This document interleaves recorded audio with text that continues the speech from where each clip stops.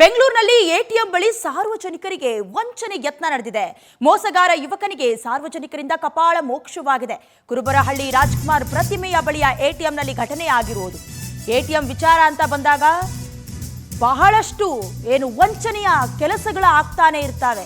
ಸಾರ್ವಜನಿಕರು ಸರಿಯಾಗಿ ಬುದ್ಧಿ ಕಲಿಸಿದ್ದಾರೆ. ಕುರುಬರಹಳ್ಳಿಯಾಗೆ ರಾಜ್ಕುಮಾರ್ ಪ್ರತಿಮೆ ಇದೆಯಲ್ಲ, ಆ ಎಟಿಎಂ ಬಳಿ ಕೃತ್ಯ ಆಗಿರುವುದು. ಎಟಿಎಂ ಬಳಿ ಗ್ರಾಹಕರನ್ನ ಮೋಸ ಮಾಡೋದಕ್ಕೆ ಇಬ್ರು ಪ್ರಯತ್ನಿಸಿದ್ರು. ವಂಚನೆ ಗೊತ್ತಾಗಿ ರೆಡ್ ಹ್ಯಾಂಡ್ ಆಗಿ ಸ್ಥಳೀಯರು ಆತನನ್ನ ಹಿಡ್ಕೊಂಡಿದ್ದಾರೆ.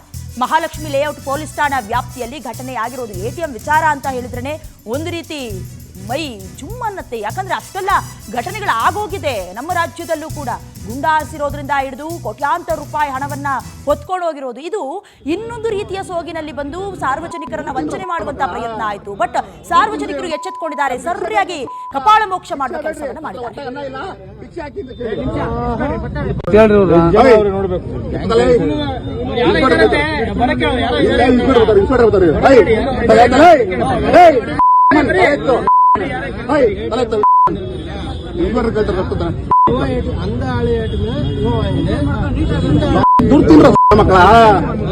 ದುಡ್ಡು ಭಿಕ್ಷೆ ಬೇಡ್ರಿ, ಭಿಕ್ಷೆ ಬೇಡ್ರಿ, ಹತ್ರ ಹೊಟ್ಟೆ ಅನ್ನ ಇಲ್ಲ, ಭಿಕ್ಷೆ ಹಾಕಿ